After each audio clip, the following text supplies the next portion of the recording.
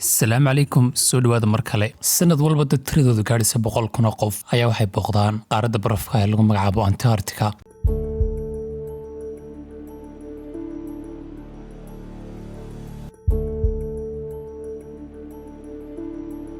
laakiin haddana sidaas ay tahay wax ka yar 300 qof ayaa waxay gaadhaan cidhifka koonfureed ee saxda ah ee meeshan ku yaala loo yaqaano South Pole halkaas oo ah meesha koonfurga xigta meeraha aynu ku noolnahay ee dhulka iyadoo sidoo kale meeshan la booqdaan ay aad u adag tahay maadaama temperature-ka meeshaasi uu si rooga ka hoos marayo mararka qaar 100 degree.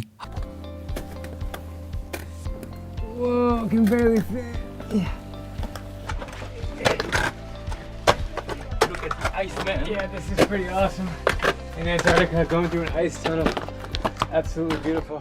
haddii aad diyaarad raacdo meeshan waxaa laga yaabaa inaanay diyaaraddaasi ku anficinba ama meesha aad u baahnayd aanay ku gaadhsiin weliba intaa waxa sii dheer meeshan haddii aad ku dhaawacanto ama aad ku xanuunsato wax dhakhtar oo aad ka helaysaa ma jirto dad badan oo isku dayay inay meeshan gaadhaan ama South Pole-ka saxda ay tagaan way ku fashilmeen inay halkaa gaadhaan laakiin ninkani maanta waxa uu sheegayaa inuu bixin doono enerjigiisa iyo tamartiisa ugu badan isagoon isku dayay inuu meesha gaadho iyadoo tan ay tahay riyadiisa uu marun ku riyoon jiray inuu tago ama soo taabto meesha lagu calaamadiyey South Pole-ka saxda ah ee ugu koonfursan adduunka oo dhan. Yeah! Woo! suuriyadiisan u rumeeyo waqtiga uu haystaa waa 7 cisho waqti gaadhaya 7 cishana waxa uu isku dayi doonaa inuu ku gaadho ama ku soo taabto South Pole-ka saxda ah haddaba muuqaalka qaybihiisa kale intaynaan u gudbin waxaan kaa codsanaynaa haddii markii ugu horreysay aadna daawanaysa ay tahay fadlan subscribe-ta noo saar fideogana like-ta saara like-taasi wax badan ayay naga caawinaysaa haddaba ugu horreyn ninka safarkiisu waxa uu ka bilaabmayaa magaalada Cape Town ee dalka South Africa iyadoo ay tahay markiisii ugu horreysay ee uu halkan soo booqdo marar badanna waxa uu la yaabi jiray sababta dadka ay u jecel yihiin meeshan ay soo booqdaan waa muuqaaladan quruxda badan leh ee imika uu inoo tusayo ee ka dambeeya oo badanaa ka mid ah sababaha ay dadku ku soo booqdaan magaaladan Cape Town ee South Africa ku taala laakiin marka laga tago muuqaalada quruxda badan leh isagu sababta uu meeshan imika u jooga waxa weeye inuu ka raaco diyaaradda tegaysa cidhifka koonfureed ee adduunka sababtaas oo keliya ayuu meesha u joogaa imika halkan Cape Town marka uu joogo masaafada uu jiro cidhifkii koonfureed adduunku waa tirada ku qoran baalka diyaaradda 6,131 kilomitir ayuu u jiraa South Pole-kii ninkani sida caadiga waxa uu tagay wadamo fara badan oo adduunka ka tirsan laakiin liiska uu rabo inuu inta uu nool yahay mar uun tago waxa ka mid ahayd inuu tago South Pole-ka oo soo booqdo ama soo taabto cidhifka ugu koonfureedsan adduunka marka laga yimaado inuu dayaxa booqdo oo liiska kaga jira kaalinta koowaad waxa ku soo xigay South Pole-ka inuu soo booqdo marka ninkani waxa uu soo socdaa si uu uga qayb galo orientation-ka amaba jihaynta ay u sameynayaan kambaniga ay raacayaan diyaaraddiisa waxaana israaci doonaa 12 qof ee diyaaradda imika saaran kuwaasoo qof kasta oo iyaga ka mida la sii marin doono meelahan kala duwan si loogu sii diyaariyo cimilada meesha markay isbedelayso waxaana la hubinayaa si ay ula sii qabsan karaan qabowga aadka u daran ee meesha ka dhacaya iyagoona sii qaadanaya wixii alaaba ee ay u baahan yihiin oo kusii guranaya meeshooda alaabtan oo dhan ayuu wada xidhanayaa qaar kalena u qaadanayaa haddaba qolkan yar imika uu soo galay temperature-kiisu waa -15 oo sirooga 15 degree ayuu ka hooseeyaa labadan qof ayaana kaga soo horreeyey oo iyaguna isku diyaarinaya si ay meesha u tagaan oo ay qabowga ula sii qabsadaan haddaba inkastoo ay tegi lahayeen isla maanta laakiin 2 cisho ayuu flightskoodu dib u dhacay iyadoo sababta loo joojiyey loogu sheegay duufaantan barafka ee ka socota qaaradan qabow haddaba inta uu meeshan jooga ninkan waxa uu isku dayayaa inuu dadka u raaci doono meeshaas sii barto oo uu la saaxiibo sidoo kale giimkan golofka ayuu iska ciyaari doonaa suuqa meesha ayuu soo marmari doonaa iyo sidoo kale meelaha baarkiska ee quruxda badan leh ee ku yaala magaalada inuu joogo inta aanu ka tegin maalinta labaad markuu soo toosa moolkiisa weegana waxa uu ogaanayaa in maanta ay tahay maalinta ay tegi doonaan 9 habeenimo oo ay sidaa ku tegi doonaan qaaradda qabow ee Antarctica intii uu soo noolaa ninkan waxa uu inala wadaagayaa inaan wiig dhammaystiran marna aanu ka maqnaan wifi laakiin markan ay dhici doontaa iminkana diyaaradda ay sii raacayaan way koran diyaaraddii sidaan u jeedno marka laga hadlayay safarada diyaaradda ee uu ninkan raacay waxay gaadhayaan 1,500 oo flight oo safar diyaaradeeda uu ku baxay laakiin ka markani waa kii ugu xamaasada badnaa uguna farxadda badnaa noloshiisa maadaama markan uu ku degi doono daaqadan uu ka sii daawan doono qaaradda caddaanka ee barafka ah ee Antarctica lagu magacaabo markan sidaynu jeedno diyaaraddu inay dhulka ku degto waxa ka hadhay 30 daqiiqo oo keliya iyadoo ninkan iyo dadkii meesha saarnaa dhammaantood ay iswada diyaarinayaan marigii waaweynaan ay xidhanayaan si ay ugu degaan meeshan ka tirsan Antarctica ee lagu magacaabo Wolfsburg sidaan u jeednana dhammaantood way soo wada degeen oo dadka aad ayay wada faraxsanaayeen inkastoo qabow darani meesha ka jiro laakiin haddana qof walba wuxuu isku dayay inuu taandhadiisa tago oo meesha looga sii dhisay Into blistering cold weather. Everyone's walking to their tents. Whew!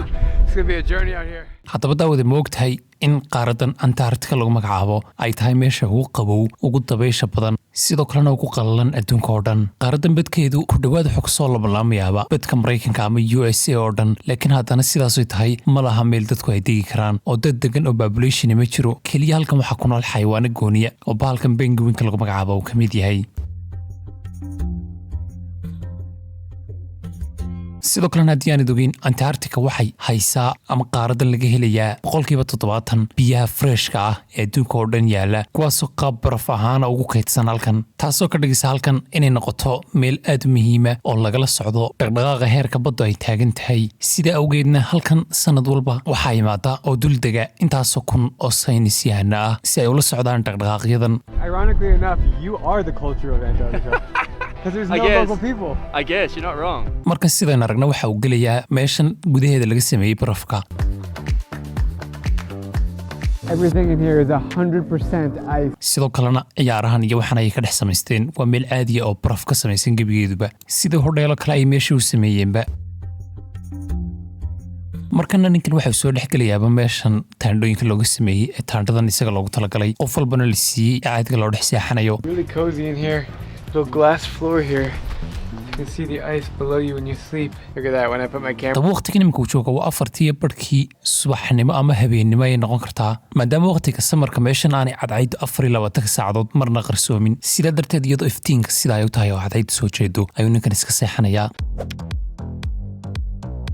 maalinta saddexaad markuu soo toosana wuxuu ina tusayaa sida aad u labisanayso markaad halkan joogto maadaama temperatureka dibadda uu yahay -30 waxaanu ninkan xidhanayaa liiska maryaa ee halkan ku qoran aynu aragno sida ay u badan yihiin intaasoo shay ayuu iska dul xidhanayaa si uu dibadda uga baxo Socks. We need to be extra warm. We can't take chances of feet getting frostbite. Next we have our sweater.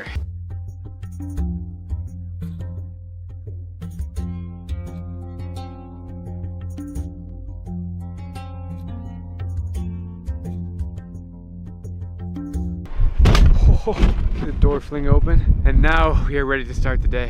markuu dibadda u soo baxana wuxuu imanayaa meeshan kafeegan kulul iyo cuntadan yar laga cunayo haddaba sidii hore inoola wadaagay ninkani sababta uu meesha u joogaaba waxa weeye inuu South Pole-ka saxdaa soo taabto taasoo ku xidhnaan doonta cimilada iyo siday noqonayso maadaama la rabo inuu meel fog tago laakiin intaa wixii ka horreeya waxa uu wareysanayaa raggan ka shaqeeya meesha sida ay ugu badbaadaan iyo sida ay meesha u joogaan raggan meesha ka shaqeeyana waa ragga dhisid taandhooyinkan iyo waxaan meesha ku yaalla oo dhan kaamkan iyagoo temperatureka sidan u qabo uu ku shaqaynaya sidoo kalena ku dhex nool ninkan iyaga ka mid ayuu wareysanaya waxaan u geynayaaba taandhadiisa yar ee meesha uu ka tegan yahay ninkani isagoo gudaha waxyaaba u dhex yaala iyo waxaa tustusi doona Okay. Little grey mat or brown foam mattress, which helps insulation, otherwise the ice is up. That. Then we have a little trifold mattress. And then our sleeping bag, which is actually really, really warm. haddaba markan maadaama cimiladu ay yar wanaagsanaatay ninkan wuxuu raacayaa diyaaradan dagaalkii labaad adduunka la isticmaali jiray si ay ugu geyso meesha ay ku nool yihiin bahladan penguinka loo magacaabo ee xayawaankan ku nool barafka haddaba ninkani markan nasiib buu leeyahayba maadaama xayawaankan oo tirada intan leeg uu markan la kulmay dadka badankoodu markay meesha yimaadaan xayawaankan kumaba arkaan maadaama aanay xeebta soo istaagin laakiin markan ninkan iyagoo tiro badan ayuu la kulmay To see them because they're not on the coast. This little guy keeps following us. He keeps backing up. He's coming. You want to come with us? Maybe you want to fight. These guys are amazing. There's thousands of them. halkan imika ay ku sugan yihiin waxaa lagu magacaabaa Adagtahay waana meesha ay xayawaanka penguinka iyagoo tiro badan ku nool yihiin waana halka lagu duubayba March of the Penguin kaasoo ninkan sheegaya inuu yahay filimada ugu jecel yahay haddaba xayawaankan penguinka lagu magacaabo ilaahay wuxuu awood siiyey inuu ku dhex noolaan karo cimilo aad u hooseysa taasoo haddii qofku is yidhaahdo ku dhex noolo markaaba dhiigu uu fadhiisanayo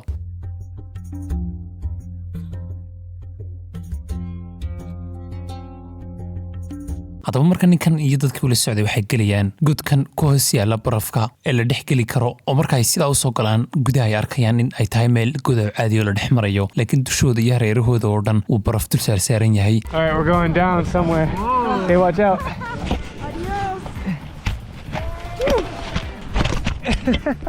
So, Okay. last step? Last step. Yeah, this is the crystal cave. xaggaaga sare haddii aad eegto barafkood ka soo qabsan kartaa oo saasaad ku cuni kartaa sida ninkan imika uu samaynayo. So good. I love ice. It's just so like crunchy.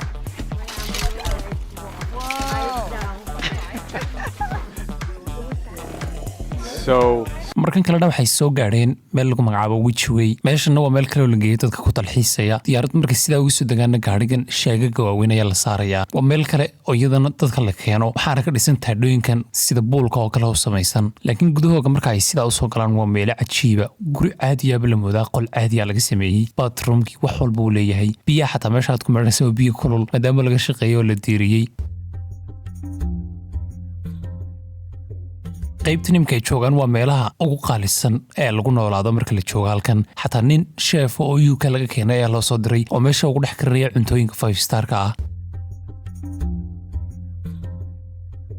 halkan haddii aad baraf u baahato maxaad samaynaysaa? dibadda ayaad u yara baxaysaa intaad baalkan qaadato kadibna barafkan ayaad soo guranaysaa adigoon wax dhibaataa ka marin. sidaasanaad baraf ku haysataa. markan kale waa habeenimo 9 habeenimo weeye laakiin cadceedu wali way soo jeedaa sidaa darteed buurayo waxba yara korayaan oo haykan ay yara sameynayaan. meeshan aad bay uga heleen dadka yimid oo dhami sidaanu ka arkayna markan uu weydiinayo dhammaantood waxay u sheegayaan in aad uga heleen iyo waxyaabo ay kaga heleen bay u sheegayaan. We're walking on the moon.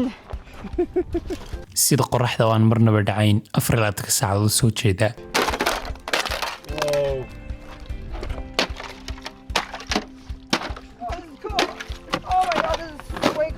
can't do that in Taiwan. Exactly. Oh my god, the views are insane. haddaba sidoo kale markaad halkan joogto waxyaabo fara badan oo adduunka kale ka jira halkan kama jiraan. wax cod ah oo aad maqlaysaa ma jirto. haddii aad yara aamusto waxaad maqlaysaa un sidii godmado adoo ku dhex jira. sidoo kale waxyaabo aad urinaysaa ma jirto. hawadaas umaad urinaysaa. halkan markaad joogto waa meel aad u degan oo kuwaayada. haddii aad u yar fiirsatood aamustood dhegaysatana jawi aad u degan ayaad gelaysaa. isla waqtigan oo iminka meesha taagan waa 11 habeenimo. dadkii oo dhanna way wada hoydeen oo teendhooyinkooda ay ku noqdeen. keliga ayaa iminka halkan meesha taagan isagoo u fiirsanaya meeshan nature-ka ee dabiiciga ah iyo jawigan degan ee uu ku jiro. habeenkan halkaas ay ku saxanayaan laakiin maalinta kale afraad ay soo toosiyaa ee uu meeshan ku qaadanayo. isagoo fiyugan ku soo toosiya aadka u degan qoraxdu dhinaca ka hayso. markuu subaxa soo toosana ka feegiisan yahay iska cabiya sida ninkan aad uu sheegayo oo ah wax aad iyo aad loogu riyaaqo. meeshan markaad seexato kama ururisid in xayawaan ay ku qaniinaan sida kaneeco xayawaanada kale ee cayayaanka waxaas oo dhan kama ururisid waayo halkan wax xayawaan oo ku nool ma jiro marka laga reebo bahalka barafka ku nool penguin-ka la dhaado. Yo, look at this. subaxa laftarkiisana waxay isku imanayaan dadkii meesha ay wada socdeen oo ay wada samayn doonaan hiking kale oo barafka la dhex marayo iyagoo meelahan viewgiisu aadka u cajiibka yahay sii maraya sida harooyinkan.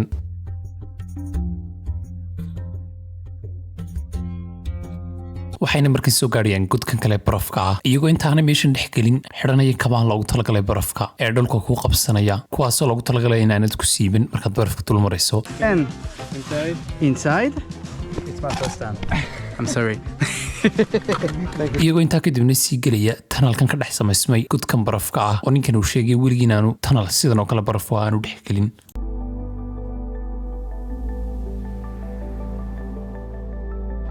Nothing like some fresh water. It's too sharp. But take a drink though. Whoa. This is so bizarre. meeshana dadku markay soo wada dhex galaan aad bay uga wada helayaan iyadoo sidoo kale lala wadaagayo loo sheegayo in iyagu ay yihiin dadka ugu dambeeya maadaama barafkani dhalaali doono ee luuqyadan ama jexjeexyadan iyo tanalyadan aadka u cajiibkaa dhex mari doona oo iyagu nasiib leeyihiin. intaa kadib dibadda ayay soo baxayaan dadka dhammaantood meeshan imid way wada farxsan yihiin sidaynu uga jeedno. weliba muuqaalo kale oo cajiiba ay dibadda markay usoo baxaan arkayaan. barafkan buuraha sameeyey glacier-ka loo yaqaano iyo sidoo kale buurahan kale dhagxaanta ka samaysan oo isdhinac yaalla oo labaduba sidaas isku dhinac samaysan yihiin ay arkayaan.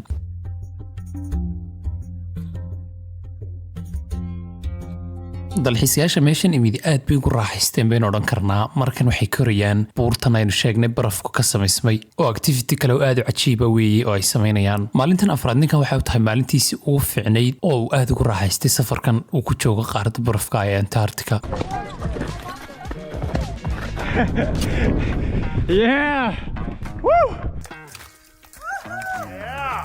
maalinta afraadintii wixii ka dambeeyay waxay noqotay dabaylo ayaa soo dhacay sidaa darteed waxaa loo sheegay inay dib ugu noqdaan meelahoodii berri toolana ay sugaan waxyaabaha kale ay samaynayaan oo ah maalinta shanaad laakiin haddaba maalintii shanaad waxay noqotay dabaylihii shala tole socday dabaylo kasii badan ayaa soo dhacay sidaa daraadeed waxaa lala wadaaga oo loo sheegay inay taandhooyinkooda ku jiraan oo aanay maanta wax activity samayn ilaa inta dabayshana ay ka istaagayso dabayshana waa dabaysha imika uu ku dhex hadlaya aynu arki karno oo albaabka markuu soo furo xataa dariiq uu kusoo furayo taandhadiisa ayaanu dib ugu noqonayaa maalintaa shanaad oo dhan waxba lama samayn wuxuu isku dhex hurdaya qolkiisa laakiin maalinta lixaad ayay u duulayaan meel kale oo dhanka koonfur sii xigta iyadoo halkana diyaaradda shidaal lagu shubayo shidaalkan oo isaga laftarkiisu waqti fara badan qaata si uu meeshan usoo gaadho 3 bilood buu qaataa si Cape Town looga soo qaado halkan loo keeno iyadoo meelaha kala duwan ee meeshan ka koobantayna loo sii kala qaybiyo diyaaradahana sida loogu shubo markan waxay yimaadeen meel dhanka koonfur sii xigta oo kaam kale ah oo ka tirsan qaaradan Antarctica hadaba markan sidaan arkna ninkan waxa uu koobkan ku haystaa biyo kulul oo imkada uu soo shubay laakiin waxa la yaabo markuu cirka sida ugu seedhiyo biyaha hawada ay baraf ku noqonayaanba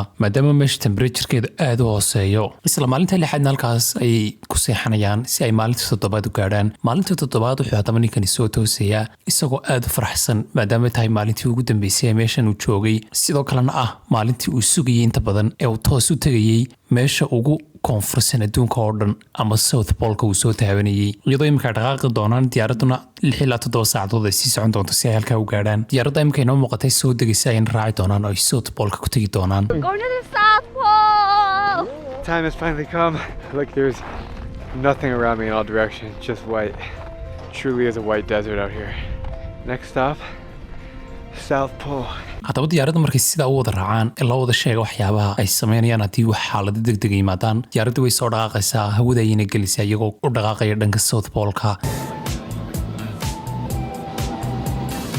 haddaba jawiga ay ku duulayaan maadaama yahay jawi aad u sareeya oo ilaa 15,000 feet ah 3 qof oo kamid ah dadka diyaaradda saaran ayaa inta diyaaraddu sii socoto dhexda ku sii xanuunsanaya jooga sareeya diyaaradda ku duulisa darteed sidoo kale dad kale oo kamid ah waxay isticmaalayaan oxygen laakiin ninkan isagoo xum noqonayo waa caadi haddaba ugu dambeyn markay soo socdaan waqti waxay soo gaadhayaan South Pole-kii saxda ahaa diyaaradduna way soo caga dhiganaysaa waana laga soo degayaa